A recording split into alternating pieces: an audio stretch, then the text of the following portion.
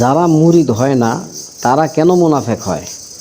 অর্থ হইল, হযরত আমর বিন হুরাইশ রহমতুল্লাহ আলাইহ হযরত সাঈদ বিন যায়েদ রাদিয়াল্লাহু আনহুকে জিজ্ঞাসা করলেন, আপনি কি রাসূলুল্লাহ সাল্লাল্লাহু আলাইহি সাল্লামের ইন্তেকালের সময় সেখানে উপস্থিত ছিলেন? তিনি বললেন, হ্যাঁ। হযরত আমর বিন হুরাইশ রহমতুল্লাহ আলাইহ জানতে চাইলেন, সাহাবা কেরাম রাদিয়াল্লাহু আনহু হযরত আবু বকর সিদ্দিক রাদিয়াল্লাহু আনহু এর হাতে কখন বাইয়াত ও মুরিদ হয়েছিলেন? হযরত সাঈদ রাদিয়াল্লাহু আনহু বলেন, রাসূলুল্লাহ সাল্লাল্লাহু আলাইহি সাল্লামের এন্তেকালের দিন সোমবারে। তখন মুমিন সাহাবা একরাম রাদিয়াল্লাহু আনহু বায়াত ও মুরিদ না হয়ে মুমিন মুসলমানদের জামাত থেকে সামান্য সময় দূরে থাকতে অপছন্দ করেছিলেন। হযরত আমর বিন হুরাইশ রহমতুল্লাহ আলাইহ বললেন, সেদিন হযরত আবু বকর সিদ্দিক রাদিয়াল্লাহু আনহুর হাতে বায়াত ও মুরিদ হতে কেউ কি অস্বীকার করেছিল?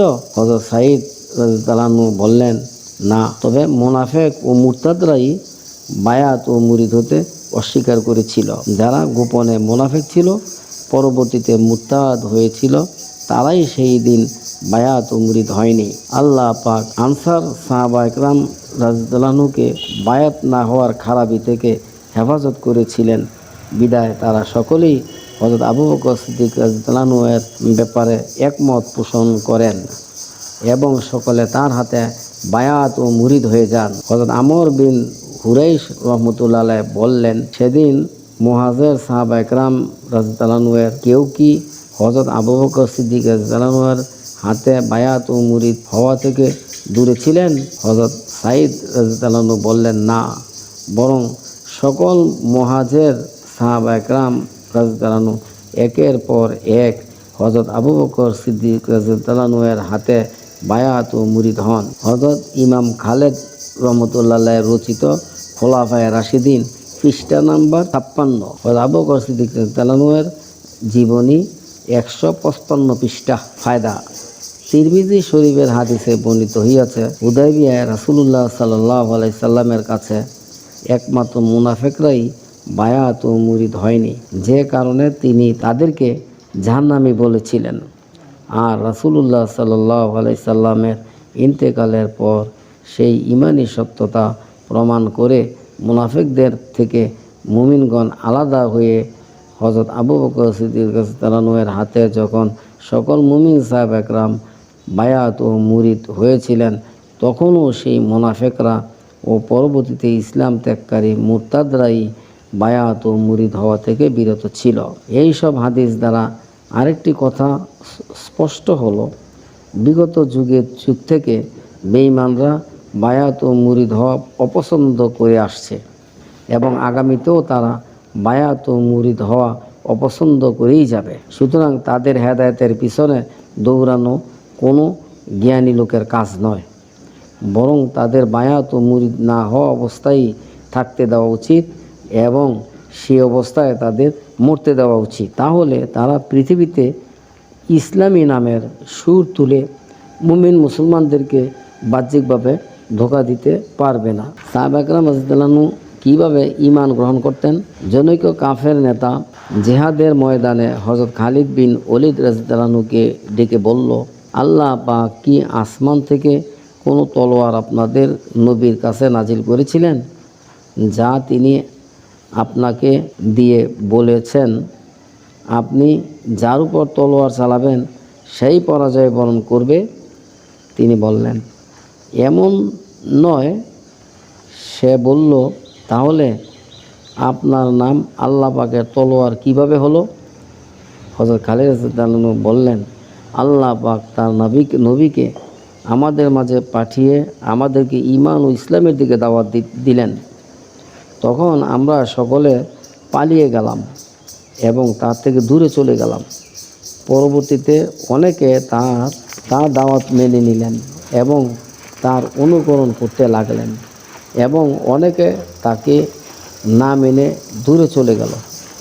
আমিও সে সময় তাকে না মেনে তার থেকে দূরে চলে গেলাম। এরপর স্বয়ং আল্লাহ পাকই আমার অন্তরে ঈমানের নূর দান করলেন এবং ঈমান হাসিল করার জন্য তার সামনে আমার মাথা নত করিয়ে দিলেন। তার মাধ্যমেই আমাকে ঈমান ও হেদায়েত দান করলেন। তারপর তিনি একদিন বললেন, তুমি আল্লাহ পাকের তরবারি, মুশরিকদের তুমি প্রহর করো। এরপর তিনি আল্লাহ পাকের কাছে আমার জন্য দোয়া করলেন। তখন থেকে আমাকে সকলে আল্লাহ পাকের তরবারি বলে থাকে। এমনিভাবে অনেক কথা বলার পর সেই কাফের নেতা বলল, এখন যদি কেউ মুসলমান হতে চায় সে কি আপনাদের মতো সওয়াব ও আখিরাতের সম্পদ পাবেন? হযরত খালিদ বললেন, আমাদের থেকেও অনেক বেশি পাবে। সে বলল, তা কিভাবে সম্ভব হবে? অথচ আপনারা অনেক আগে মুমিন মুসলমান হয়ে অনেক আমল করেছেন। উত্তরে হযরত খালিদ বললেন, আমাদের নবীর কাছে যখন বায়াত ও মুরিদ হয়ে আমরা ঈমান ও ইসলাম কবুল করেছিলাম, তখন তিনি আমাদের মাঝে জীবিত ছিলেন। আসমান থেকে তার কাছে ওহী আসতো, তিনি আমাদেরকে কোরআনের কথা বলতেন এবং অনেক আশ্চর্যজনক বিষয়সমূহ দেখাতেন। তিনি যা বলতেন ও দেখাতেন তাই সঠিক হতো। সকলে তার কথা মতো চলতেন এবং তার কাছে সকলে বায়াত ও মুরিদ হতেন। তাই আমরা যা দেখেছি আপনারা তা দেখেননি, কোনো আশ্চর্য জিনিসসমূহ সম্পর্কে কোনো কিছু শোনেননি। তাই এই অবস্থায় আপনাদের যদি কেউ ঈমান ও ইসলাম গ্রহণ করেন তাহলে তিনি আমাদের থেকে অবশ্যই উত্তম ব্যক্তি হবেন। ফায়দা, এই ঘটনার দ্বারা একটি বিশেষ বিষয়ের দিকে ইঙ্গিত করা হয়েছে, তা হলো বায়াত ও মুরিদ হওয়াকেই সাহাবা একরাম রাদিয়াল্লাহু আনহু ঈমান হাসিল করার বিষয় বলে আখ্যায়িত করেছিলেন। যেমন হযরত খালিদ রাদিয়াল্লাহু আনহু বললেন, যতদিন পর্যন্ত আমার অন্তরে আল্লাহ পাক ঈমানের নূর দেননি ততদিন পর্যন্ত আমি রাসূলুল্লাহ সাল্লাল্লাহু আলাইহি সাল্লামের কাছে বায়াত ও মুরিদ হইনি। যখন আল্লাহ পাক আমার অন্তরে ঈমানের নূর দান করলেন তখন আমি তার হাতে বায়াত ও মুরিদ হওয়ার মাধ্যমে ঈমান ও হেদায়েত হাসিল করার রাস্তা খুঁজে পেলাম। সাহাবা একরাম রাদিয়াল্লাহু আনহু বায়াত ও মুরিদ হওয়ার মাধ্যমেই ঈমান ও ইসলাম হাসিল করেছিলেন।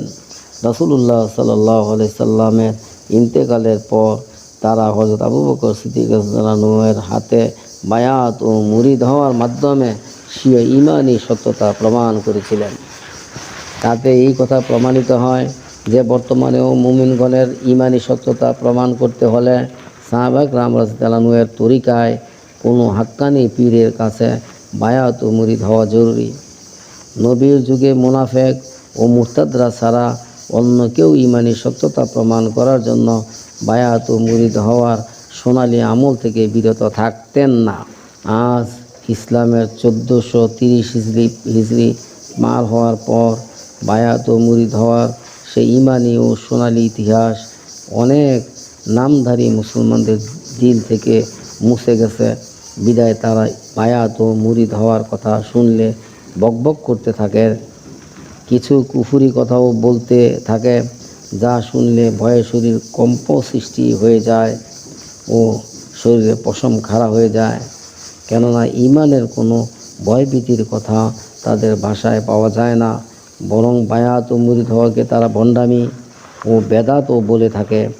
আর তাদের এমন কথা বলা আশ্চর্যের বিষয় নয়, কেননা শতকরা একজন মানুষ মুমিন মুসলমান হবেন ও তাদের জান্নাতি হওয়ার হাদিস দ্বারা প্রমাণিত হয়েছে। তাই এর থেকে বেশি মানুষ কিভাবে বায়াত ও মুরিদ হয়ে ঈমান গ্রহণ করে জান্নাতে যাবে? কিভাবে জান্নাতে যাবে?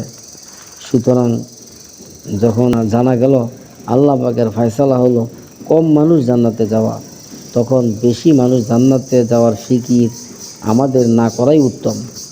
আমরা নিজেরা কিভাবে সেই শতকরা একজন মানুষ হিসাবে সত্যিকারের মুমিন মুসলমান হয়ে জান্নাতীদের মধ্যে গণ্য হতে পারি সে বিষয়ে চিন্তা ফিকির করা উচিত। সুবহানাল্লাহ।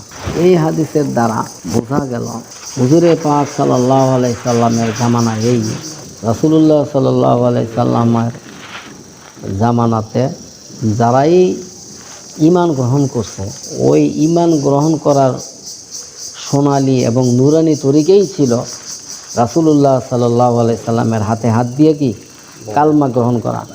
বায়াত ও মুরিদ হওয়ার মাধ্যমে কালমা গ্রহণ করা, এইটাই তরিকা ছিল। এবং পরবর্তীতে হুজুর সাল্লাল্লাহু আলাইহি সাল্লামের ইন্তেকালের পরে সাহাবীরাও হযরত আবু বকর সিদ্দিক রাদিয়াল্লাহু আনহুর হাতে হাত দিয়া একের পর এক বায়াত এবং মুরিদ হইতেন। এইভাবে জামানা যতই নাকি নবী সাল্লাল্লাহু আলাইহি ওয়াসাল্লাম থেকে দূরবর্তী হইতে শুরু করলো, এইভাবেই বায়াত এবং মুরিদ হওয়ার আমলটা দুনিয়াতে চালু ছিল এবং এই পর্যন্ত চলে আসছে।